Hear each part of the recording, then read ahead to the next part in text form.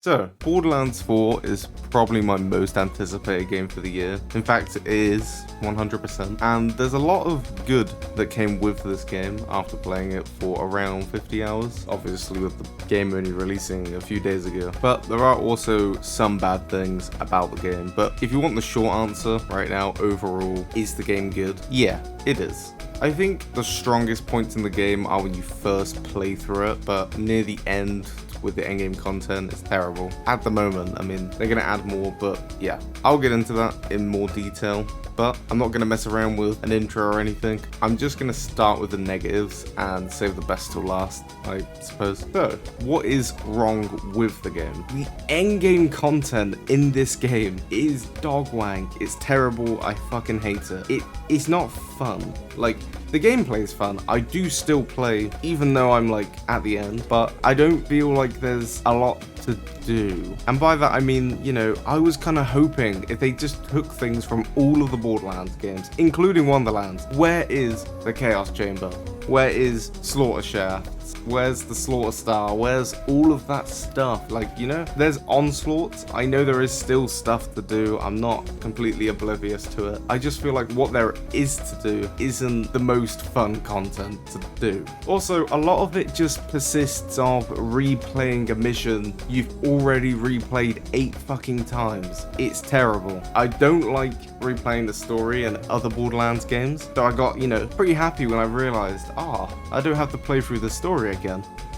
Yes, I do. I have to, because to progress through my, like, Ultimate Vault Hunter mode levels, for example, I have to do a series of challenges, which are fun, but then it makes me do a wildcard mission, which is just a story mission on crack. So, I don't know. I feel like there's a lot of room to improve. I'm not giving up on the game because, you know, the endgame content is lackluster. And it's not the end of the world because I want to get max level on every character, so that'll take me a whole while. But yeah, I just feel like the game needs to have something for people to do at the end other than replaying the story missions individually. Hot take as well, I said it a minute ago, but the Chaos Chamber from Wonderlands was such a good idea. The only issue with Wonderlands is that was all that there was to do. There was nothing else to do. And also, the Chaos Chamber made it super easy to farm weapons. If they make it so that something like the Chaos Chamber was a thing, but, you know, it didn't make weapons super easy to get, but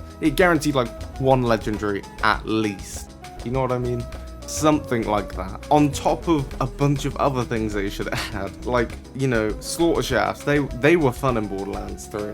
You know, I don't know, they could have done so many things, but they didn't. With Endgame, I also find it funny, they made a video on, you know, I remember watching it and they were saying, there's a whole quest line to the Endgame content. You're gonna need to, you know, buckle your seatbelts because it's like the game is starting again. No, it's not. No, it's not. It's not.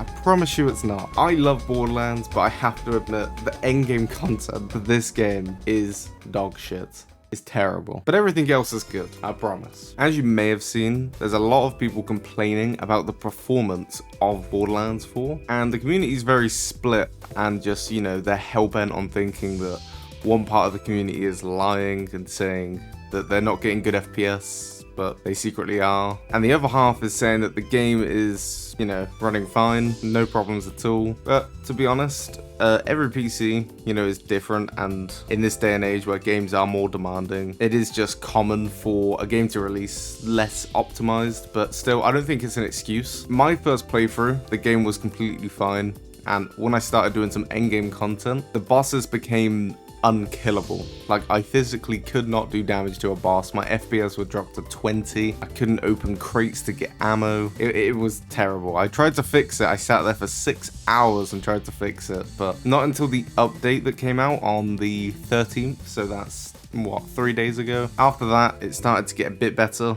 and then it just fully started working. I'm not too sure why. But my point being, the specific issue I had, I couldn't see anyone else having it. I mean, with like the issues I had with bosses. So once again, you know, depending on what PC you have and everything like that, the game will run differently. So I don't think anyone's lying about getting bad performance, but I can also see why people would think that, because Borderlands is kind of just become a punching bag for people wanting to just hate on it because why not? And that's mainly to do with Borderlands 3 and the amount of people that didn't take kindly to that game. So, but yeah, overall the game is now working, at least for me, completely fine. They also released a guide on how to optimize your settings as well, which, I mean, that's very useful, I guess. But I think that's about all I have to say with the optimization. It's bad. It could have released in a better state. I'm glad they got on top of it relatively quickly, but yeah. The other issue I have with the game is Echo 4. Not all of Echo 4. Most of them's great, right? Digistructing a vehicle, awesome. The way you can customize them, cool. But Echo 4 has a navigation system where, I mean, I'm on keyboard, so, but if you press Z, it will tell you where to go because there's no minimap in this game, right? So that's how you figure out where to go. He does not know how to do his job. He just doesn't. He'll tell you to do a loop-to-loop, a backflip, and then he'll tell you the wrong way, and then you'll rescan and he'll tell you to go the opposite direction. At first, I thought this was just me being stupid, but a few of my friends also are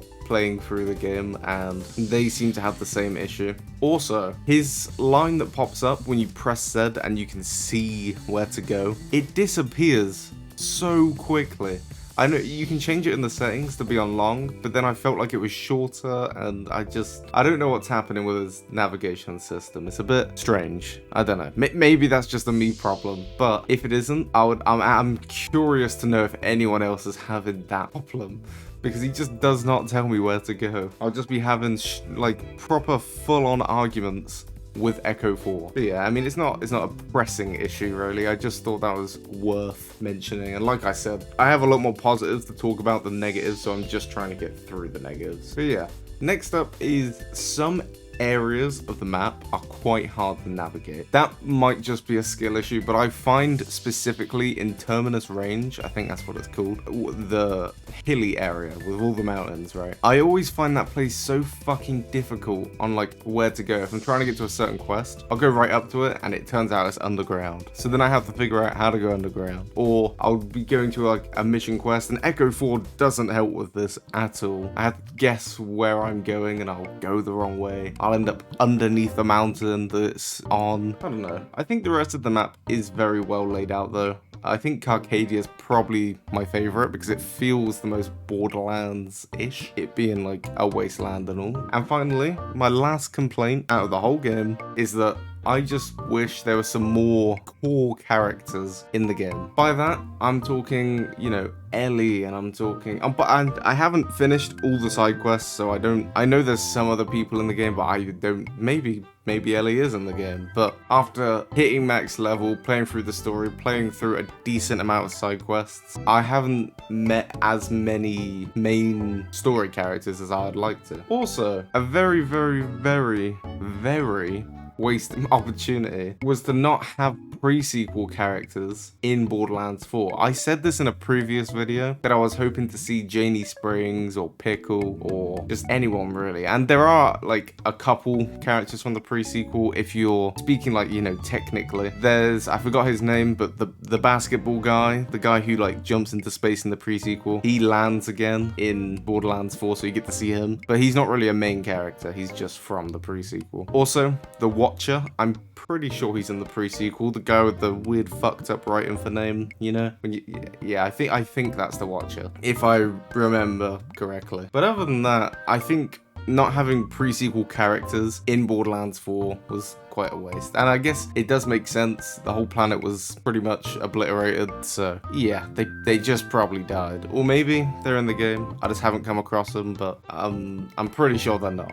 So, but yeah, that's pretty much the only stuff I have to say that's bad about the game. So, on to the positives. The story is great.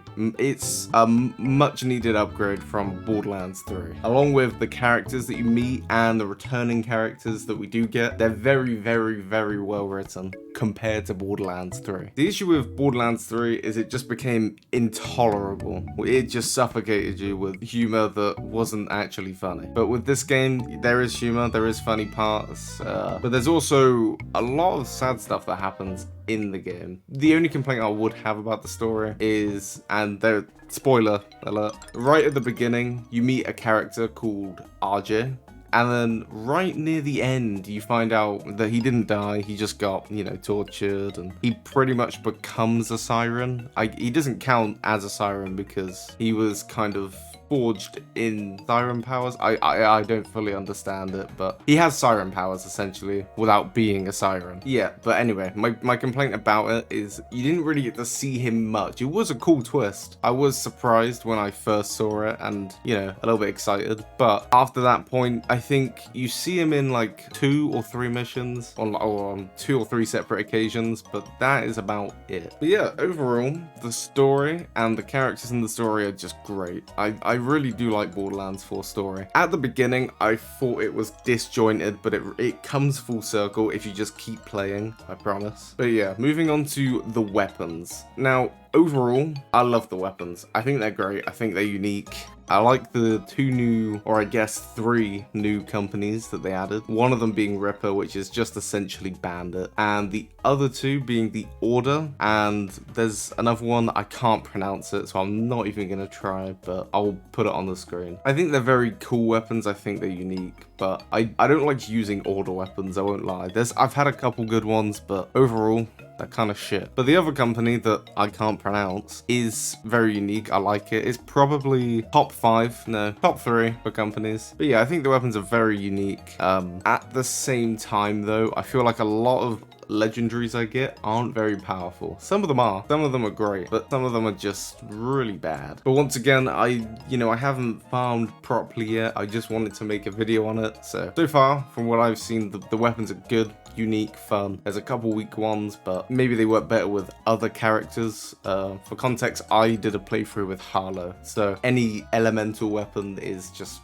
good for me, mostly. Anyway, the gameplay is probably the best of all of the Borderlands. By gameplay, I mean like the movement and things like that. So having the glide and the grapple and the double jump all together, I don't know, it feels like natural to Borderlands. I feel like it should have been there before. But yeah, overall, I really, really, really like the movement. And as you do the vaults, as you're playing throughout the game, and they give you upgrades for your pack, it makes them a lot more useful as well, especially the one in Carcadia. That vault, I mean, I don't know if it's just you get it on the 3rd vault you do, or if it's in that vault. It's just, that's the one I did last. But anyway, the vault in Carcadia gives you the best upgrade, where it essentially just lets you dash 4 times. It half the amount of energy you use with your glide pack, I guess. So, moving on. The map. I don't know how I feel about the game being open world. I don't dislike it, I know that. But I think if you gave me the option between an open world and a sandbox Borderlands game, I would still pick sandbox. I don't know, it just feels like that's part of what Borderlands is. It isn't a testament to how, well they can run their games. Like, they don't have sandbox areas in previous Borderlands games just so that it runs better. You know what I mean? Having sandbox areas means that the game doesn't have to load as much. That's not why they were doing it before. It's just because it's a staple of Borderlands. However, they have moved to being open world now, which is fine. I do like it. I just prefer sandbox kind of areas to explore instead. But the map itself is very good. I like all 3 areas. They're very, very different from one another, which is nice.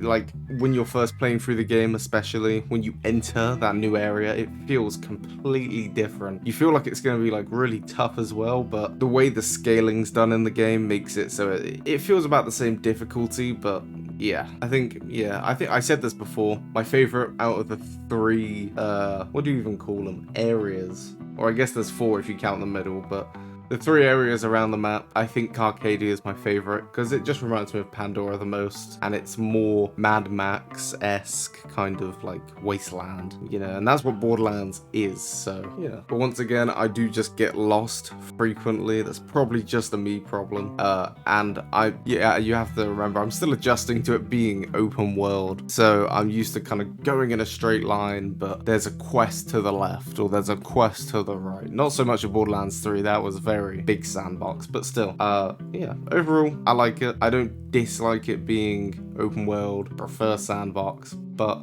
what can you do? And finally, because I feel like I've whizzed through this. I feel like I've rushed this, but you know, if I have, I'll make a more in-depth video. But the loot drop rarity is much better, much needed. My God, it feels like exciting when you get a legendary. I was playing through Borderlands 3 just before Borderlands 4 came out with a friend, and every time we got a legendary, I just didn't bat an eyelid, right? I didn't care because they drop so frequently. But while playing through Borderlands 4, every time I get a legendary, hold my breath and I do not look at it. I'm just put my hands together and I pray it's something good, because they're a lot rare to get, and that's a good thing. Like, I don't know, maybe some people might not like that if they've only played Borderlands 3, because they're used to just getting loot all the time, but I think it's a lot better, like so much better, now that legendaries are a lot harder to get. And also, down the line, we'll be getting a lot of extra content, including Pearlescence, which apparently, I think even Randy Pitchford said it himself in one of the, you know, post-launch videos, that it would be under a 1% chance to get a Pearlescent, which, well, I mean, you know, that's gonna be fun. I can't wait to farm for them. But yeah, I think that is everything. Overall, the game is fun. I like it. I just want them to add more things to do at the end, other than replaying story missions. Yeah. Performance is fixed for me. I'm hoping it's fixed for most people, because if not, it will just tank the game and it will fail. I mean, I'll keep playing it because, you know, I'm not nitpicky. As long as it's playable, I don't mind. You know, I don't have to be getting a bazillion FPS just to enjoy the game. So, yeah. But yeah, I think that's about it. I don't really know what my next video will be. I thought about doing some Borderlands content, because I'm obviously not uploading a lot at the moment, and that's not because I don't want to. It kind of is. I mean, I like making videos, but I don't like making videos all the time. So then if I make a lot in a short amount of time, I get burnt out and I don't want to do it. But if I find something different that I want to do, like, you know, farming a certain boss 100 times, because I'll probably do that anyway. That's just something I will do. I just want to find a way to keep track of it other than physically writing it down. But yeah, if that, you know, is something that would be interesting to you, let me know. Farming a boss 100 fucking times.